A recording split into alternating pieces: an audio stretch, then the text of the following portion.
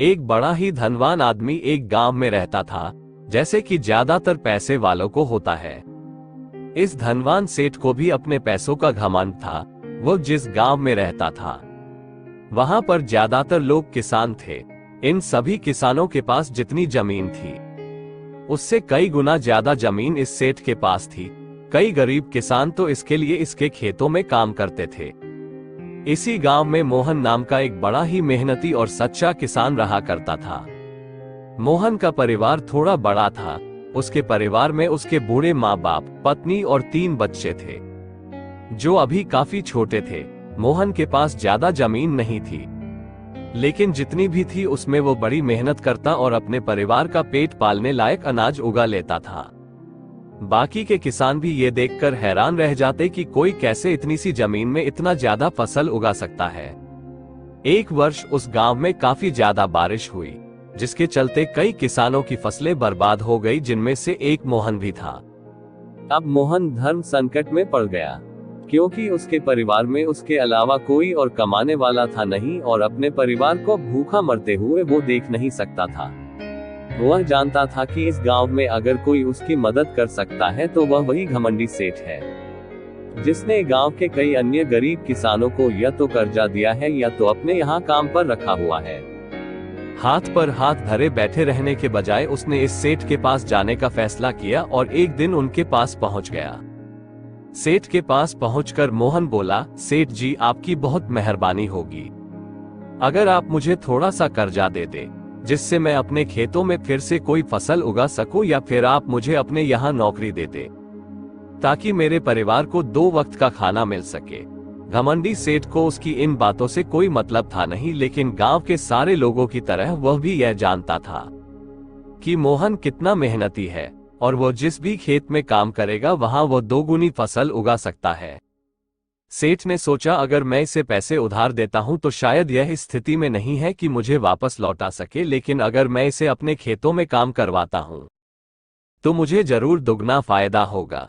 सेठ मोहन से बोला, देख भाई, पैसा तो मैं तुझे दूंगा नहीं और मेरे पास अभी खेतों में काम करने के लिए कई किसान पहले से मौजूद हैं, लेकिन तुझ पर तरस खाकर मैं तुझे अपने खेतों में नौकरी देता हूं, पर मैं तुझे इसके लिए ज्यादा पैसे नहीं दूंगा। बाकी किसानों को मैं 300 देता हूं, मैं तुझे 200 ही दे पाऊंगा। मरता क्या न करता। मोहन ने सेठ की शर्त मान ली और उसी दिन से सेठ के खेतों में काम करना शुरू कर दिया। 2 महीनों तक नियमित वो सेठ के खेतों में जाकर कड़ी मेहनत करता और देखते ही देखते 4 महीने का काम उसने अपनी मेहनत से 2 महीनों में ही खत्म कर दिया। सेठ उसके काम से काफी खुश था, लेकिन वो कभी उसको ये जताता नहीं था। जब सेठ ने देखा कि उसका खेतों का काम अब खत्म हो चुका है, अगर वो मोहन को काम से निकाल देता है तो उसके 2 महीनों के पैसे बच जाएंगे, तब सेठ ने मोहन को काम से निकालने का फैसला किया। एक बार सेठ को ये विचार भी आया कि इतना मेहनती आदमी शायद उसे दोबारा ना मिले, लेकिन फिर उसने सोचा कि जब अगले साल काम आएगा तब उसे फिर से नौकरी पर रख लेगा। आखिर इस गांव में उसके अलावा है ही कौन जिसके आगे ये लोग अपने हाथ फैलाएंगे। एक दिन सेठ ने मोहन को अपने पास बुलाकर उसको उस दिन का पैसा दिया और साथ में ये भी कहा कि कल से तुमको काम पर आने की जरूरत नहीं है। अब मेरे पास तुम्हारे लिए कोई काम नहीं बचा है, जब मेरे पास काम आएगा तो मैं तुम्हें बुला लूंगा। ये सुनकर मोहन का दिल बैठ गया। पिछले 2 महीनों से कम ही सही उसके बच्चों और परिवार के पेट में अन्न का दाना जा तो रहा था, अब वह क्या करेगा? यही सोचकर उसकी आंखों से आंसू निकल आए। मोहन ने सेठ के पैर पकड़ लिए और गिड़गिड़ाने लगा, सेठ जी, मुझे इस काम की बहुत जरूरत है, मुझे मत निकालिए। अपने मतलब से मतलब रखने वाला सेठ टस से मज ना हुआ।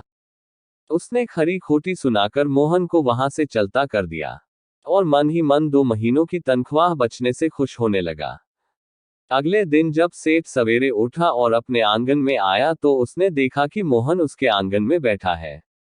सेठ ने उसको पास बुलाकर पूछा कि क्या हुआ, तुम क्यों यहाँ पर बैठे हो? मोहन बोला, सेठ जी, मुझे वापस काम पर रख लीजिए, आप जानते ही हैं मेरी आर्थिक परिस्थिति कैसी है, थोड़ी दया कीजिए। लेकिन सेठ ने उसकी एक न सुनी और फिर एक बार उसे बुरा भला कहकर वहां से जाने के लिए कहा। बेचारा मोहन अपना सिर नीचे झुका के वहां से चला गया। अगले दिन फिर यही घटना दोहराई गई।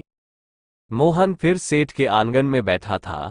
सेठ ने फिर उसको वहां से जाने के लिए कहा। यही घटना अगले कई दिनों तक चलती रही।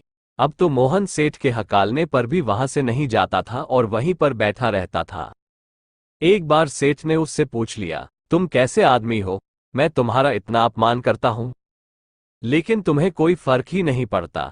तब मोहन ने सेठ से कहा, बुरा तो बहुत लगता है सेठ जी, लेकिन जब घर जाता हूं और भूख से बिलखते अपने माँ बाप और बच्चों को देखता हूं, तब यह अपमान मुझे कुछ भी नहीं लगता।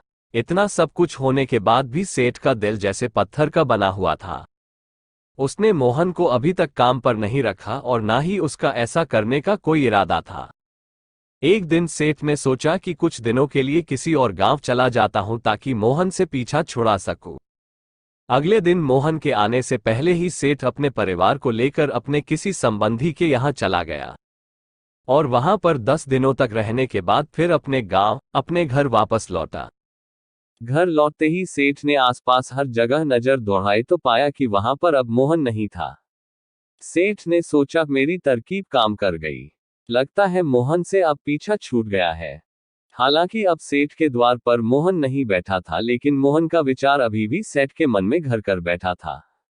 सेठ सोच रहा था, मोहन इतनी जल्दी हार मानने वाला आदमी तो नहीं दिखता है। उसके साथ क्या हुआ होगा? क्या उसे कहीं कोई और काम मिल गया होगा, या फिर और कुछ? इन विचारों ने सेठ को बेचैन कर दिया और आखिरकार सेठ को मोहन की खबर लेने के लिए गांव में जाना पड़ा। सेठ को मोहन का पता नहीं मालूम था, इसलिए अड़ोस पड़ोस के अन्य किसानों से पूछने पर पता चला कि मोहन घायल हो चुका है और अपने घर पर आराम कर रहा है। सेठ ने जब उसके घायल होने का कारण लोगों से पूछा तो सेठ को पता चला कि जब सेठ अपना घर छोड़कर किसी और गांव में गया था, तब बंद घर देखकर कुछ चोर उसके यहाँ चोरी करने आए थे, जिनको रोकने की कोशिश करते हुए हाथापाई में मोहन चोटिल हो गया था।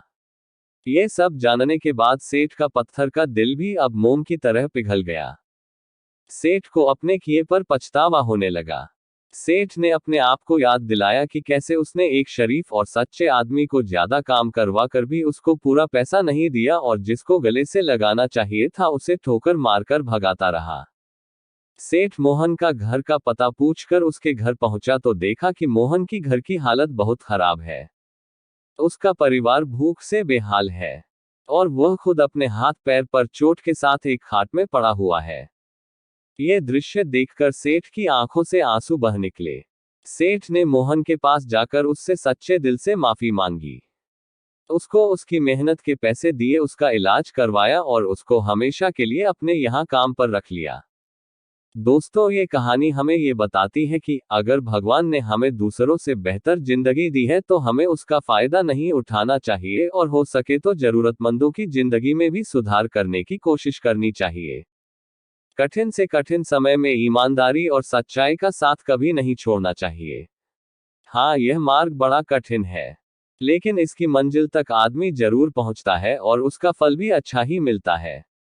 जब तक हम अपने बारे में सोचना बंद नहीं करते तब तक हम दूसरे के बारे में सोच नहीं सकते और उसका दर्द नहीं समझ सकते। किसी ने खूब कहा है, खुद के लिए जिया तो क्या जिया, दूसरों के लिए जीना ही जिंदगी है।